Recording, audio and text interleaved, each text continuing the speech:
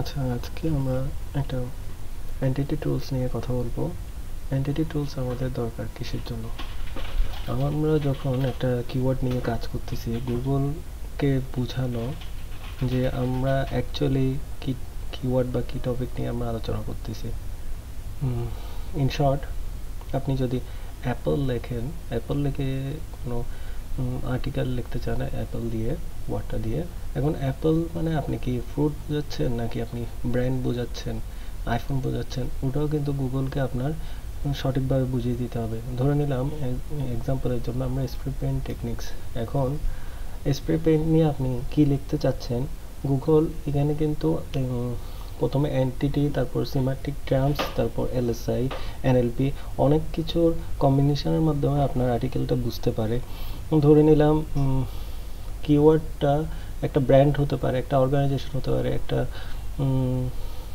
যে কোনো কিছু হোয়াট এভার একটা হতে পারে, পার্সন হতে পারে, ওগুলা এই কিওয়ার্ডটা একটা এন্টিটি হবে। তারপর কিছু সিমান্টিক টার্মস, ধরে নিলাম যে স্প্রে পেইন্ট টেকনিকের জন্য এটা আউটডোর বা এত টেম্পারেচারের মধ্যে এই স্প্রে পেইন্টটা করতে হয়, অ্যারোসেল পেইন্ট হতে পারে, তারপর মেটালিক সারফেস হতে পারে, হ্যাঁ, তারপর কোন লোকেশন হতে পারে, টেম্পারেচারের উপর হতে পারে, ম্যাটেরিয়াল বা প্রসেস বা কোন প্রোডাক্ট, এগুলো সবগুলো এই টার্মসে একটার উপর আরেকটা ওতপ্রোতভাবে জড়িত। আপনাকে টোটাল সব কিছু কম্বিনেশনের মাধ্যমেই কিন্তু আর্টিকেলটা লিখতে হবে। যদি এর ভিতর কোনো কিছু একটা ল্যাকিংস থাকে, গুগল কিন্তু বুঝতে পারবে না আপনার আর্টিকেলটা কী নিয়ে। তখন আমরা যতই আর্টিকেলটা ভালো অপটিমাইজ করতে চাই না কেন, আর্টিকেলটা র্যাঙ্ক করানো আমাদের জন্য কষ্ট হয়ে যায়, কারণ গুগলই বুঝতে পারতেছে না আমি কী নিয়ে লিখছি।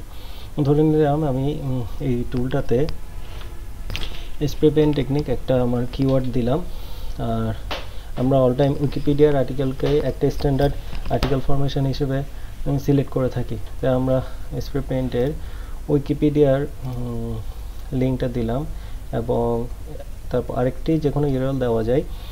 আমি এখানে উইকিহাউ লিঙ্কটা প্রোভাইড করেছি।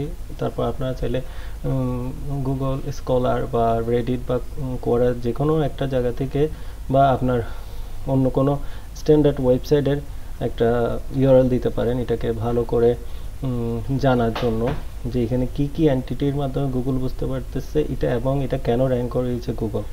তো আমি যখন অ্যাপসটা রান করতেছি,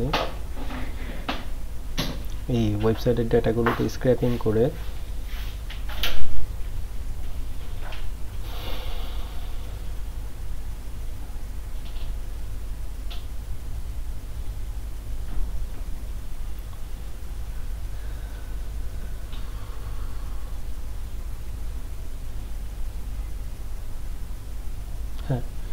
যেমন এখানে গুগল বুঝতে পেরেছে স্প্রে পেইন্টিং স্পেশালিস্ট হিসেবে এই পার্সনটাকে গুগল ধরতে পেরেছে।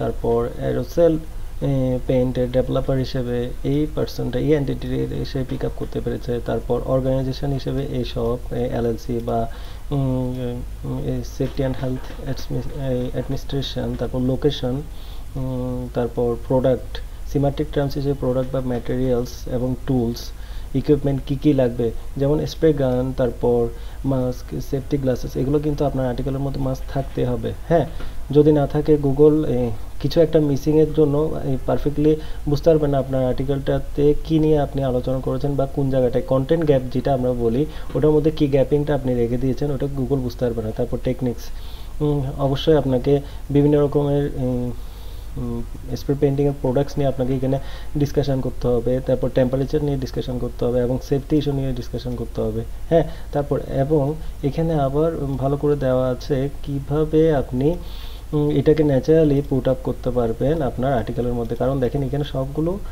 সুন্দর করে কিন্তু ন্যাচারালি অ্যাড করে দেওয়া আছে। তো আমি এটাকে কি করতে পারি, গুগলের কাছে আমি এই ডেটাটাকে আমি চ্যাটজিপিটিকে লোড করে বলতে পারি আমাকে সুন্দর একটা আউটলাইন ক্রিয়েট করে দাও যেখানের মধ্যে এই টোটালি সব কিছু ফিল আপ করা আছে, আপনাকে ইনফো সবগুলো দিয়ে দেওয়া হয়েছে, আপনি সুন্দর করে আর্টিকেলের জন্য আমাকে একটা আউটলাইন ক্রিয়েট করে দাও এবং ওই আউটলাইনটা ফলো করে আপনি ফার্দার আর্টিকেল লিখতে পারেন। আমরা কিভাবে একটা আর্টিকেলের পারফেক্ট ইন্ট্রো লেখা যায়, তারপর স্টেপ বাই স্টেপ এই আর্টিকেলটাকে অপটিমাইজ করা যায়, ওটা নিয়ে সামনে আমরা ভিডিও আনবো।